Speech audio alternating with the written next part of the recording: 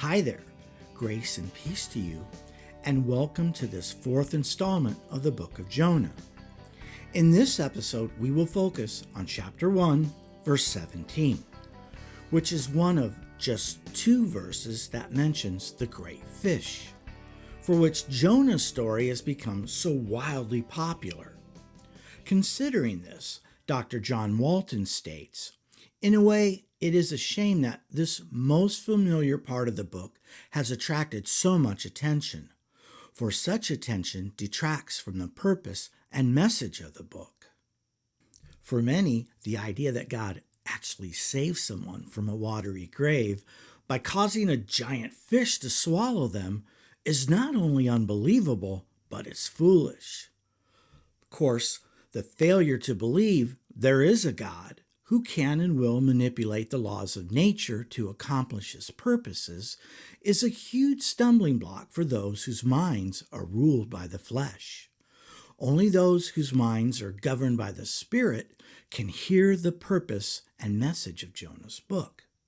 And with that, let's dive into the text.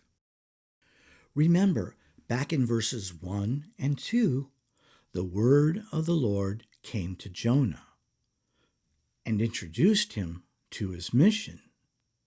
But in verse 3, much to our shock and horror, Jonah rejected God and set sail for Tarshish, which was literally 180 degrees in the opposite direction of where God wanted Jonah to go.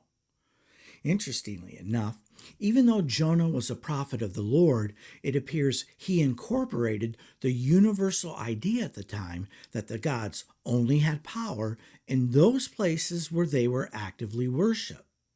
Hence, Jonah thought he could flee from the Lord's presence and ignore his vocation without any consequences.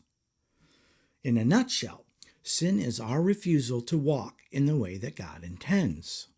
Of course, sin has consequences, and one would think Jonah, of all people, would have known better. But Jonah's choice to willingly disobey God leads to severe and unpleasant consequences in verse 4. In fact, verse 4 is an illustration of what the effects of sin look like, for the wages of sin is death. And so, in verse 15, the Gentile sailors hurl Jonah into the sea. But of course, the sailors are merely tools in God's hands, as we can see here in chapter 2, verse 3. Now remember, the people of the ancient Near East believed the sea to be the dark realm of chaos, and only death could be expected there. To be sure, as Jonah sank further and further into the abyss, he fully expected to meet his much-deserved end there.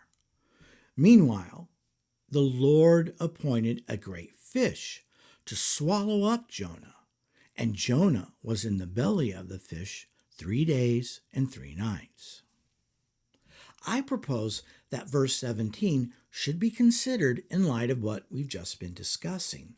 That is, regarding sin and its consequences. For this reason, I suggest verse 17 isn't so much about Jonah and the great fish as it is about God's grace and mercy. Clearly, the Lord is the subject, and his sovereign act in this particular circumstance demonstrates his power over nature to accomplish his purpose. Of course, the theme here is God delivers Jonah from a much-deserved death. Not just for Jonah's sake, but as we shall soon see, for the benefit of the Ninevites as well. Now the great fish represents the grace of God. It is the vehicle by which the merciful Lord delivers Jonah from certain death. At the same time, the great monster of the deep represents one of the dark forces of chaos, and Jonah's first audience would have probably expected Jonah to be torn to shreds. Instead, the great sea beast acts as a living submarine and carefully onboards and delivers Jonah onto dry land. Once again, the author contrasts the nature and character of the one true God with the plethora of gods worshipped by Israel's neighbors. Yahweh is not only Lord over chaos, with the power to make the sea rage and to be still, but he is also sovereign master over the chaos monsters of the deep. And interestingly enough, we should note that the great fish, unlike Jonah, obeyed the Lord's command. In closing, Russian philosopher Dostoevsky stated, "If there is no God, then everything is permitted." Of course, Dostoevsky, he never met Jonah, whose mantra was, "Where there is no God, hey, that's where I'm headed." Jonah was proud of his occupation and his theological orthodoxy, but his blatant willingness to sin betrayed both his job and his God. Not to mention, it exposed his hypocrisy. The Bible tells us that we all have sinned and fall short of the glory of God, and the wages of sin is death. To be sure, as a prophet of the Lord, Jonah's rejection of his mission and his radical determination to be free of God rightly earned him the ultimate penalty. However, the Bible also tells us, despite the human tendency to fall prey to sin, the Lord is patient with us because he doesn't want anyone to perish, but for everyone to turn to him. The God of the Old Testament seems to get a bad rap, but I hope at this juncture in Jonah's story, you can see the tremendous patience that the Lord had with Jonah. And fortunately, for those of us living in the modern world, God loves us too. And he is also being patient with us. The Lord doesn't wish for anyone to languish, but instead he hopes that all will respond to the good news about his Son.